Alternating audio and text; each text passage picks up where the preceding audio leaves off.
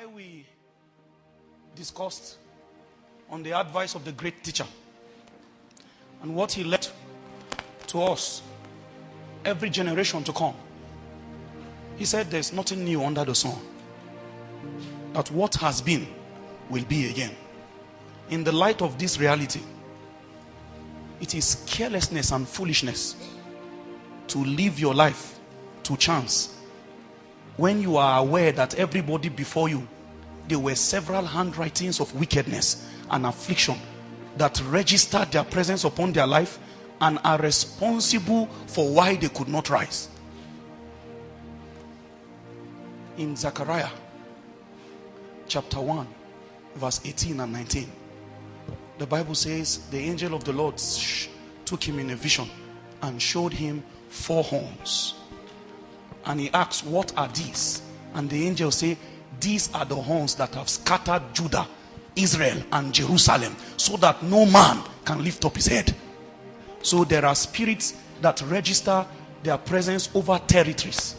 If you see a common trait predominant in a space, it can never be by coincidence. It is the handwriting of a prince in that space.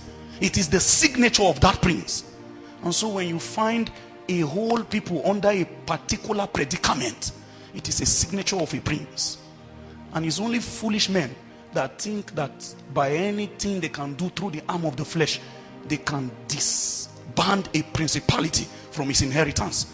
The Bible says there's no man that enters the house of a strong man and spoils him of his goods until he has first bind him. So in this dynamics of spiritual deliverance, one of the first things you must overcome before you lay claim to your inheritance is whatsoever power that was restricting it in the first place. You must become bigger than what was tormenting you. You must become stronger than what was keeping you bound. And so men don't escape because there was a small opening. Men escape because they outgrew captivity. There's no release date in the calendar of darkness. They don't have a day that they plan that by now you would have suffered enough, so we'll let him go. In the annals, the record of darkness, your suffering is perpetual, and it is until death comes. So in the light of that, if you see any man who was once a captive of a spirit and you suddenly see him become free, there's only one explanation: violence. There was a season when violence broke him out. The Bible says through the fatness of your neck the yoke will be broken. The yoke will not break because of any particular sense of pity.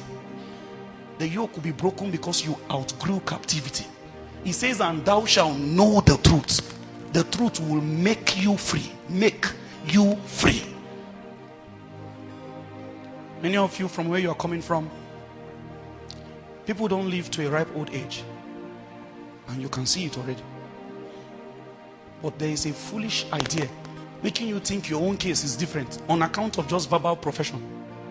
Mind you, there is nothing new. What has been will be again. You have seen how the marriages of the people around you turn out. Some of them went out, some of them almost broke the code, but then eventually everybody must return back to the father's house, and you are watching it carefully. You have seen that everybody before you can even go and do master degrees and then finish their PhD, and yet they are struggling to feed. And something is still lying to you that just work hard. Can't you see that the arm of flesh have failed those before you? Can you not tell that a handwriting on the wall has remained undeciphered until a man will engineer an adventure of priesthood? The things that held everybody before him would hold him to. This is why I started this night by introducing it in this light, because I wanted us to still pray some more. Many of us were aspiring for new seasons, but we have not solved the complex matters that only priesthood could settle. And so you are feeling like the door should open when you come, but that same door has not opened for anybody before you. So there must be a partnership of both hard work and time, and then putting the investment of priesthood, so that man can arrive at outcomes that is not consistent with the narrative from whence he came.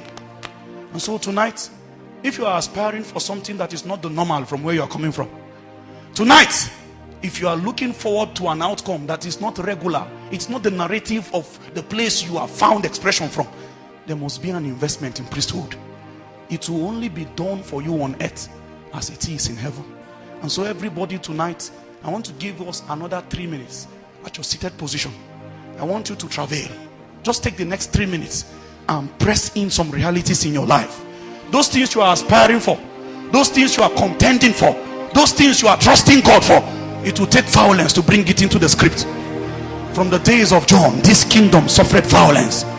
Only violent men take things by force.